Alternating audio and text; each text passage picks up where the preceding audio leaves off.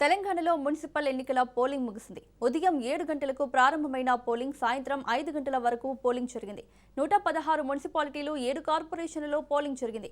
మొత్తం ఓటర్ల సంఖ్య 52,17,413 మంది కాగా వారిలో పురుషులు 25,61,000, మహిళలు 26,80,000 మంది ఉన్నారు. 116 మున్సిపాలిటీల్లోని 2,569 వార్డులకు పోలింగ్ జరుగుతోంది. మున్సిపాలిటీ బరిలో 10,719 మంది అభ్యర్థులు ఉన్నారు. 7 కార్పొరేషన్లలో 412 వార్డులకు ఎన్నికలు జరిగాయి. పోటీలో 2,225 మంది అభ్యర్థులు నిలిచారు. క్యూ లైన్లో ఉన్న వారికి ఓటు వేసే అవకాశం కల్పించారు. ఇదే అంశానికి సంబంధించి మరిన్ని అప్డేట్స్ మా ప్రతినిధి చంద్రశేఖర్ లైవ్ లో అందిస్తారు. చంద్రశేఖర్. మౌనిక, ఉమ్మడి వరంగల్ జిల్లాలో 12 మున్సిపాలిటీలలో అయితే ఇటు పురపూరు ముగిసిందని చెప్పుకోవచ్చు. ఉదయం 7 గంటల నుంచి కూడా ఇటు ఎన్నికల ప్రక్రియ అయితే కొనసాగింది. ఇప్పటికే 1073 మంది అభ్యర్థులు ఉమ్మడి వరంగల్ జిల్లా వ్యాప్తంగా కూడా 260 వార్డులలో 12 మున్సిపాలిటీలలో అయితే పోటీలో ఉన్నారు. మొత్తం 525 సెంటర్లు అయితే ఏర్పాటు చేశారు. ఓటు హక్కు వినియోగిస్తున్నారు. ప్రస్తుతం 5 గంటలు కావడంతో మనం చూడొచ్చు, మనం ములుగు జిల్లాలో ఉన్న ఒక ఓటింగ్ కేంద్రం వద్ద ఉన్నాము. సాయంత్రం 5 అవడంతోనే పోలింగ్ స్టేషన్ లోకి వెళ్లే కేంద్రంలోకి వెళ్లే గేటును కూడా మూసివేయడం జరిగింది. అధికారులు మూసివేసి ఇక్కడ తాళం కూడా వేశారు. ప్రస్తుతం ఎవరైతే క్యూ లైన్ లో ఉన్నారో వారికి మాత్రమే ఓటు హక్కు వినియోగించుకునే విధంగా అయితే అధికారులు ఏర్పాటు చేశారు.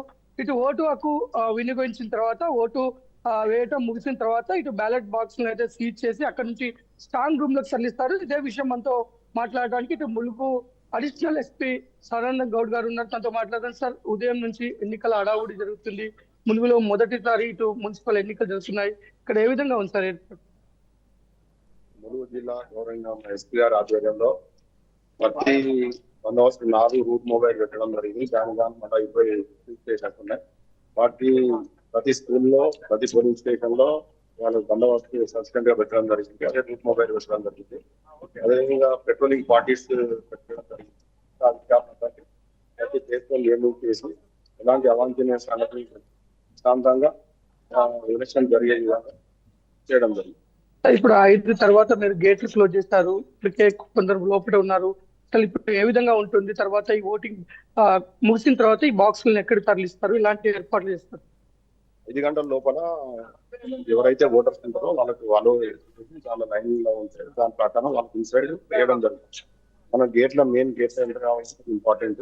5 గంటల దాని వాళ్ళు ఓట్ చేయడం జరుగుతుంది.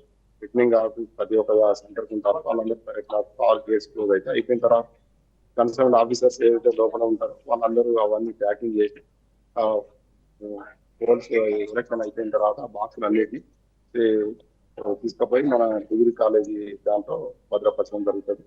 అక్కడ కూడా మనం గార్డ్స్ పెట్టడం జరిగింది. తర్వాత ఎల్లుండి కౌంటింగ్ చేయడానికి కూడా బందోబస్తు చేయడం జరిగింది. అది కూడా సాయంత్రం.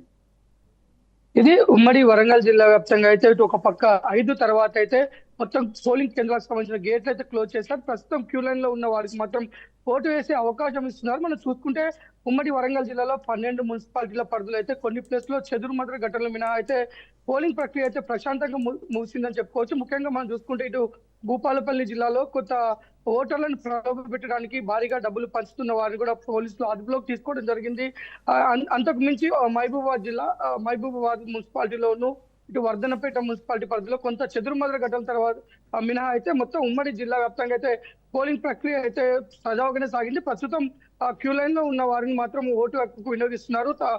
మొత్తం కూడా ఓటు వినియోగించుకోవడం కంప్లీట్ అయిన తర్వాత అక్కడ నుంచి వాటిని ఇటు ఎన్నికల సిబ్బంది ఇటు మరియు పార్టీలకు సంబంధించిన ఏజెంట్ల సమక్షంలో వాటిని సీల్ వేసి అక్కడ నుంచి స్ట్రాంగ్ రూమ్ లకు తరలించే ఏర్పాట్లు అయితే జరుగుతున్నాయి. మౌనిక.